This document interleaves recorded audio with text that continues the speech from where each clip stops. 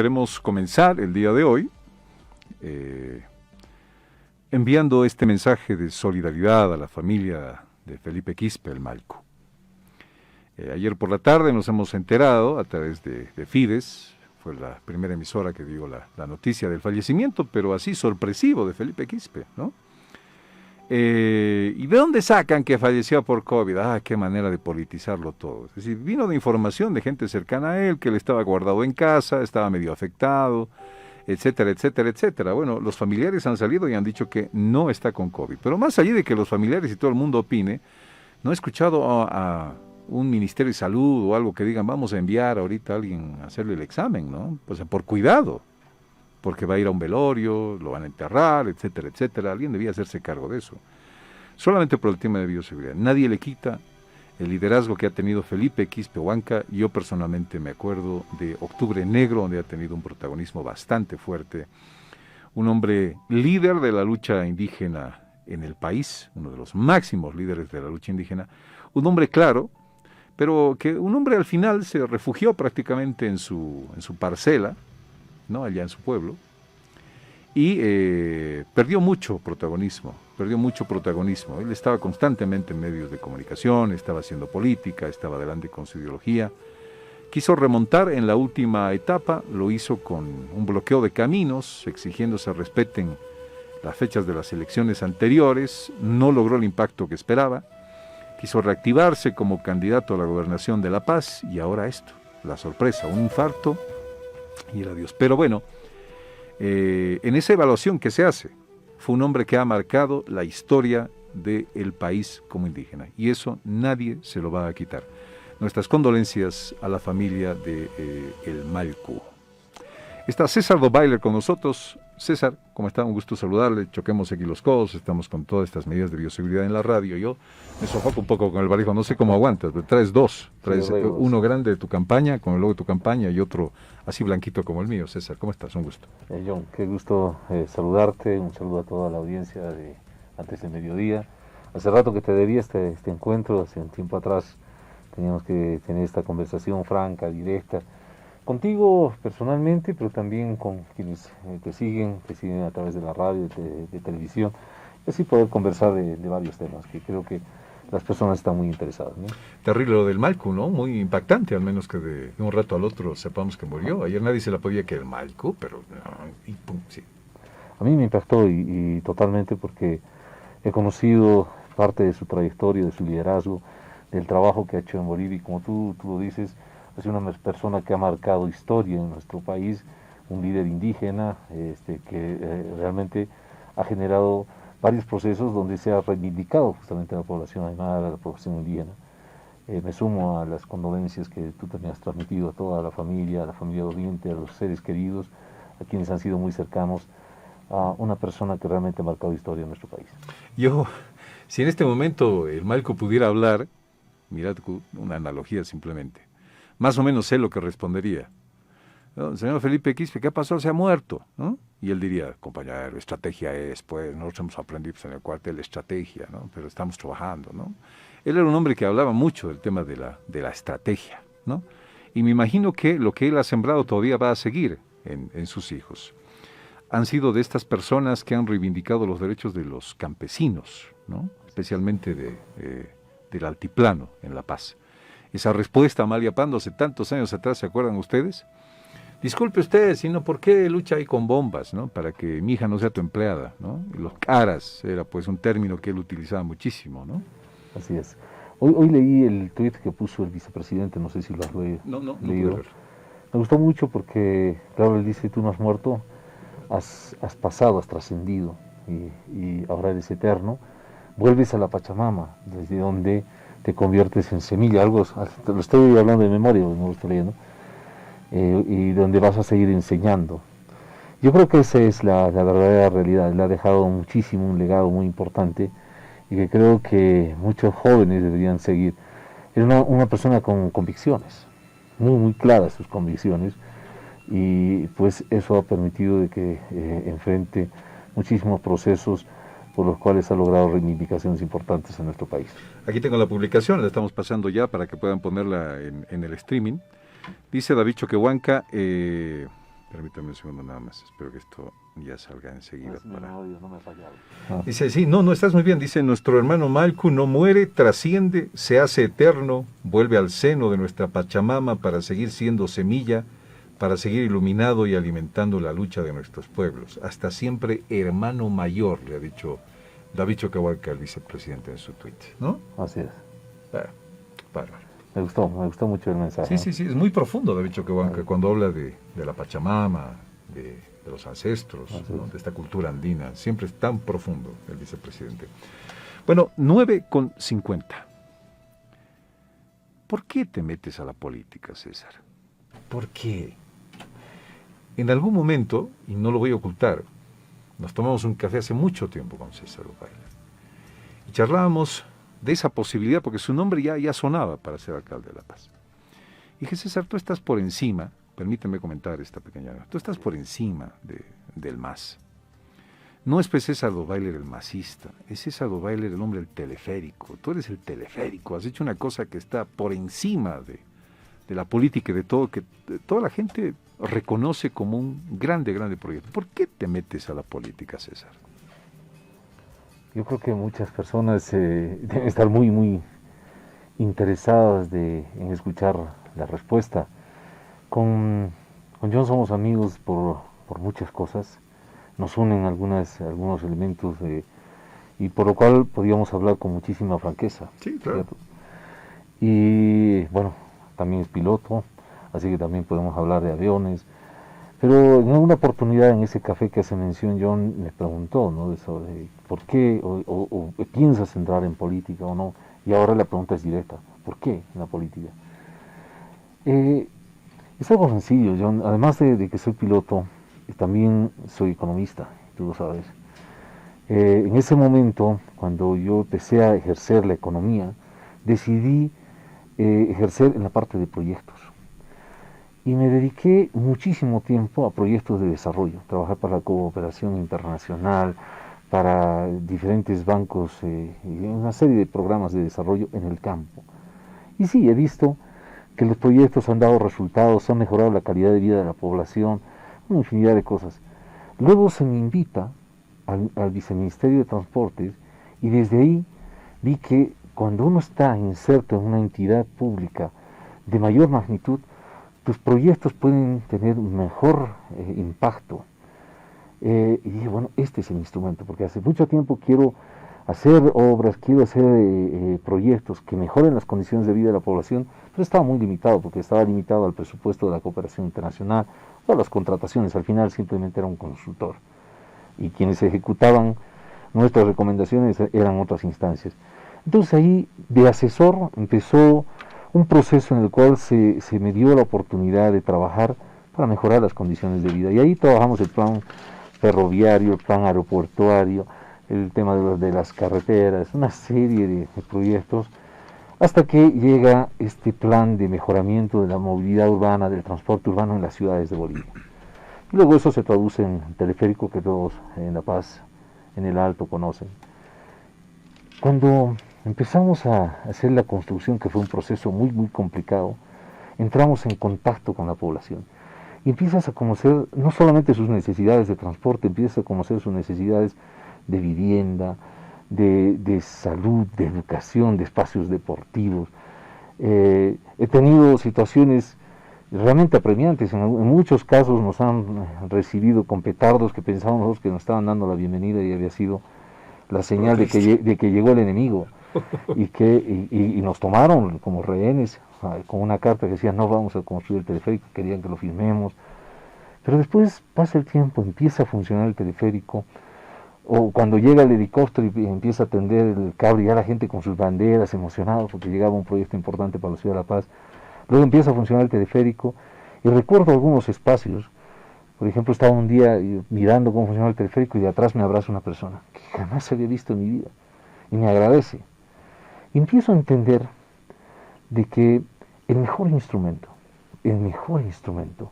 para cambiar las condiciones de vida de la población es la política. ¿Sí?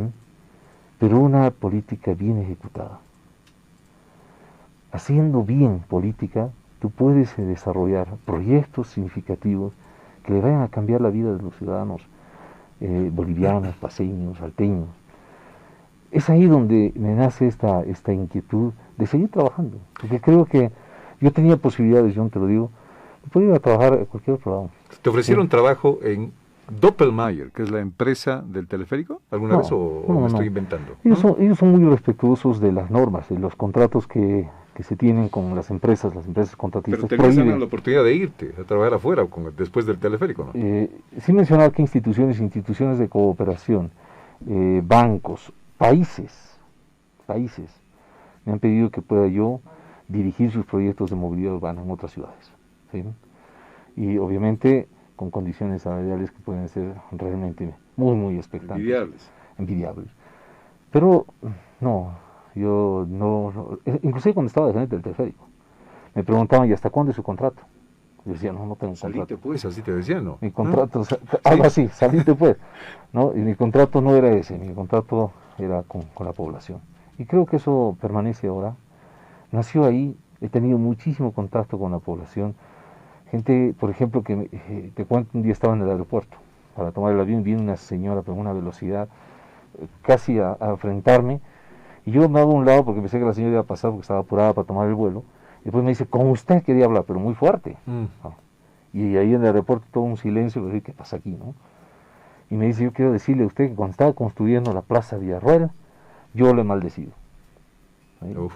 Fuerte. Y yo, wow, ¿y ahora qué viene, no? Me dice, pero cuando terminó de construir, me fui con mi esposo a la Plaza Villarroel, caminamos la plaza, y yo le dije a mi esposo, cuando lo vea al señor Dottweiler, yo le voy a pedir disculpas. Qué bien, a ver, se me viene a la cabeza una frase, nunca se me va a olvidar, una de las últimas entrevistas del anterior ministro de Salud, ¿no? El día que dijo a Canfides de que estaba pensando irse. Y le preguntaba qué era lo más difícil en su administración como ministro. ¿Sabes qué me dijo? Complacer a todos. Esa frase nunca se me va a olvidar. Qué difícil complacer a todos. Tú puedes entrar con una buena intención a ser autoridad, estás trabajando, pero el otro, ¿y por qué no para mí? Si haces, ya. Si no haces, te dan. Si haces, te dan. Qué difícil complacer a todos. No, yo creo que estaba equivocado, y con todo respeto se lo digo, porque si alguien intenta complacer a todos, al final va terminando no complaciendo a nadie. Uno tiene que trabajar con objetivos claros, con visión clara, y obviamente si tú quieres ordenar una ciudad vas a afectar a algunas personas, y quizás esa afectación va a ser temporal, no te entienden. Es lo que me ocurrió con el teleférico, no me entendían que en algún momento teníamos que tomar un espacio deportivo, por ejemplo en el Alto. ¿Sí? ¿Dónde va a hacer actividad deportiva? No, pero este proyecto va a mejorar la calidad de vida, no, pero el deporte. Entonces, si en ese momento hubiera pensado, no, hay que complacer a todos, entonces obviamente no hubiéramos podido hacer una toma de un espacio como ese, o como la Plaza Villarroel, o como el Parque Triangular, o muchos otros conflictos que tuvimos. Pero en realidad se tiene que tener muy clara la visión. Okay. Este proyecto va a mejorar la calidad de vida. Después de todo ese tiempo y todo ese proceso, hoy te puedo asegurar que la mayoría de la población está contenta con su proyecto. Concluí este análisis tuyo con una frase. No es que hay que complacer a todos, difícil complacer. ¿Cuál sería tu frase al final? No, hay que trabajar para todos. Hay que trabajar para todos. Para todos. ¿Para todos? Mira qué difícil es la política, César. ¿Se trata de que todos estén contentos? No. Hay muchas personas que no van a llegar a estar contentas con las medidas que tú tomes en el corto, mediano y largo plazo, porque todo tiene un tiempo, ¿cierto? Tú cuando empiezas a hacer un proyecto vas a molestar a algún vecino porque le has puesto una calamina, porque le estás moviendo tierra, le metes ruido y se molestan a esas personas. Sí, sí. Cuando terminas el proyecto, esa persona va a estar contenta, ¿cierto? Pero puede ser algún otro proyecto que afecte a los compañeros comerciantes, a los compañeros transportistas temporalmente, ¿cierto? Pero al final, detrás de todo esto, tenemos que pensar que los proyectos tienen una finalidad, y es mejorar la calidad de vida de toda la comunidad. Okay. No es de un grupito, o de otro grupito, o de un individuo. Tenemos que trabajar para todos.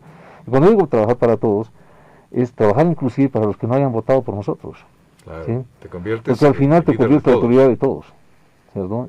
Y tienes que olvidar si en esta mesa o en este barrio no votaron por vos, entonces no le vas a hacer obras. No, eso no pasa ahí. Lo que tienes que hacer es más bien demostrarles de que tu intención es para trabajar por absolutamente toda la ciudad. Dicen que un líder hace lo que tiene que hacer Y no es un líder para ir complaciendo a determinados grupitos, siempre pensando en la política posterior, que se va a quedar, que de repente ya puede ser después gobernador, después alcalde. Estás ahí para hacer lo que tienes que hacer. No importa quiénes se molesten o no. Lo que hay que hacerlo. Y eso es de lo más difícil, porque cuando haces lo que tienes que hacer, te salen a la calle con protestas, con paros, con todo. César Dottweiler, el capitán César Dottweiler. Llegaste a capitán piloto. O sea, capitán de aviación eres. Capitán de aviación, sí, pero he llegado al grado de coronel. A coronel. ¿De coronel te has retirado? Sí, ¿Por qué te has coronel. retirado de las Fuerzas Armadas? Bueno, porque en las Fuerzas Armadas hay un reglamento que establece que uno puede estar un periodo en comisión. Entonces, como yo estuve en comisión del Viceministerio de Transportes, seguía siendo oficial, estaba en comisión en el Viceministerio de Transportes y cumplí el tiempo. Y tenía la opción de continuar en las Fuerzas Armadas, obviamente salir y volverme a integrar a las Fuerzas Armadas, o continuar con el proyecto del teleférico. Y esa fue la decisión que tomé. Es decir, tomé la decisión de continuar con el proyecto del teleférico. Esa es la razón. Ok. Hay que hacer lo que hay que hacer. Cuando uno se va a lanzar a estos temas, dice, me van a buscar, me aplazo en el kinder, me van a molestar, fregar de todo, la ideología, la política, el oportunismo. Vas a hacer lo que hay que hacer. Vamos a hacer lo que la paz necesita que hagamos. Por eso vengo estudiando desde abril con un equipo de profesionales sobre la problemática de nuestra ciudad.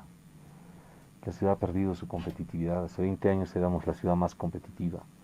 Hoy las inversiones se van a otras ciudades y bien que vayan a otras ciudades, pero nuestra ciudad ha perdido la posibilidad de asimilar, de atraer inversiones. Eso significa que tenemos menos empleos, menos trabajos, menos construcciones. Nuestra ciudad se ha ido postergando poco a poco por diferentes circunstancias, diferentes medidas. Nuestra ciudad no ha tenido una sólida autoridad que pueda poner control al transporte público, a la vialidad, al sistema de mercados, a nuestros espacios públicos, a la administración de nuestros espacios públicos. El otro día visitaba un campo deportivo cerrado, los deportistas fuera. Una serie de cosas que requieren de hacer, como tú dices, hay que hacer lo que tengamos que hacer. Seguramente muchas personas cuando empecemos a hacer unas cosas pueden sentirse inquietas, inclusive la gente no le gustan las transformaciones profundas porque somos reacios al cambio. Pero queremos que nos den su voto de confianza porque lo que queremos lograr es transformaciones profundas en nuestra ciudad. Y eso requiere trabajar con todos, trabajar para todos, sin distinción de colores ni ideología, incorporar profesionales, como tú y yo me decías en esta breve pausa que tuvimos, incorporar profesionales que sepan hacer su trabajo. Más allá de la ideología política. Más allá del color que puedan vestir. Si invitarías a alguien que está muy cerca con Carlos Mesa, por ejemplo, a tu gestión de la alcaldía, ¿no? Yo invitaría, no porque esté muy cerca a Carlos Mesa, que puede estar muy cerca, o puede estar a cualquier político, yo invitaría si realmente es un profesional idóneo, técnicamente, sabemos que va a responder a las exigencias que tiene nuestro proyecto que se llama Ciudad Humana. Imagínate, viene y te dice, yo he trabajado por si acaso en la campaña de Mesa. ¿Igual lo contratarías? Claro que sí. Porque no va a ser porque ha trabajado en una campaña o no en otra campaña, sino lo estamos contratando o lo estamos trayendo al equipo porque sabemos que esa persona es profesionalmente capaz para responder los desafíos que va a tener el proyecto. ¿Y cómo vas a sopesar la sigla Movimiento al Socialismo en la alcaldía?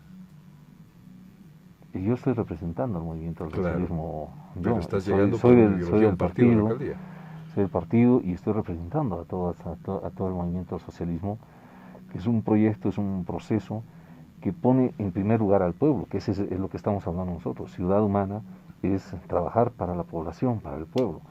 Por tanto, básicamente vamos a estar trabajando de manera coordinada también con el instrumento. ¿Política, ideológicamente hay un objetivo de estar en la alcaldía? No es el propósito. Cuando hemos tenido varias reuniones de coordinación, lo que hemos puesto en primer lugar no es la parte política ni la parte ideológica. Lo que hemos puesto en primer lugar es la reconstrucción de nuestra ciudad de La Paz. Reitero, postergada por muchísimo tiempo y que requiere no de ideología, no requiere de colores políticos, requiere de un proyecto técnico para poder transformar nuestra ciudad, volverle a recuperar el sitial de una ciudad más competitiva, una ciudad humana que le dé oportunidades. Fíjate, John, con política yo no voy a lograr que La Paz se convierta en la puerta de entrada del turismo de altura. ¿Sí? Hoy los turistas que nos llegan son de rebalse, vienen de Machu Picchu, algunos aquí. Yo quiero convertir a La Paz en la puerta de entrada, es decir, el que quiera hacer turismo de altura, que quiere escalar, que quiera conocer el lago, que quiera conocer Tiahuanaco, que quiera conocer Potosí, Uyuni, etc., entre por La Paz. ¿Sí? Y eso no se hace con ideología, se hace con proyectos técnicos. Si queremos generar un clúster, un conglomerado de tecnología e innovación, tampoco, ¿cierto? Si queremos recuperar nuestro centro histórico y la paz del Bicentenario, eso requiere proyectos técnicos. Si queremos crear un eje verde que cruce desde prácticamente el Alto, el inicio del Alto, donde venía la ferrovía, pasa por Purapura, y termina en el Parque Bartolina Sisa, más allá de las Cholas, pasando un eje verde, eso se hace con proyectos técnicos. Entonces, hay que saber entender de que estamos entrando nosotros con un proyecto técnico para recuperar, para reestructurar, para reactivar la economía de nuestra ciudad. ¿Cuáles son las tres necesidades más urgentes de La Paz? Salud, empleo, ¿sí? Que la gente estaba buscando justamente este elemento, y básicamente tener oportunidades para poder desarrollarse desde el punto de vista de la afinidad o profesión que tengan los ciudadanos. ¿Y si te inhabilitan? Yo creo que sería una total injusticia, porque es un proceso que ha sido iniciado a través de una persecución política, de la cual en una oportunidad lo conversamos también en este canal, en esta radio. La persecución política es un instrumento que ha sido utilizado por políticos de la vieja escuela, aquellos políticos que no quieren competir con propuesta, con ideas, con proyectos, con eficiencia, con gestión, ¿sí? Porque saben que por ese instrumento van a perder, porque no tienen nada que mostrar. Entonces lo más fácil es, mira, ese es un buen competidor, hay que eliminarlo. ¿Cómo lo eliminamos? Lo haremos inhabilitar. Yo pienso que la habilitación o inhabilitación la tiene que dar el ciudadano, a través de su voto. No, pero es una norma, pues no es una norma electoral. Si has estado fuera del país y no has estado un tiempo determinado acá, pues no tienes la condición. La norma es terrible. La norma es clarísima. La norma es terrible, pero es clara. Con eso está, digamos, en la regla de juego. No puedes ir a la alcaldía como candidato. Así es. ¿Qué dice la norma, John? La norma dice clarita, ¿sí? La Constitución Política del Estado dice que no haya tenido residencia por 2 años continuos. No dice permanencia. Ojo, para los ciudadanos que nos están viendo, que nos están escuchando, la gran diferencia y cómo nos quieren engañar, es que nos quieren mezclar un tema de residencia con permanencia. Residencia es el lugar donde tú haces tu proyecto de vida, donde tienes tu domicilio, donde tienes tu trabajo, donde tienes tus negocios, donde está tu familia, donde votas, donde está tu seguro de salud, donde está tu fuente de trabajo. Y eso jamás se ha cambiado. Está todos los documentos, básicamente ahí.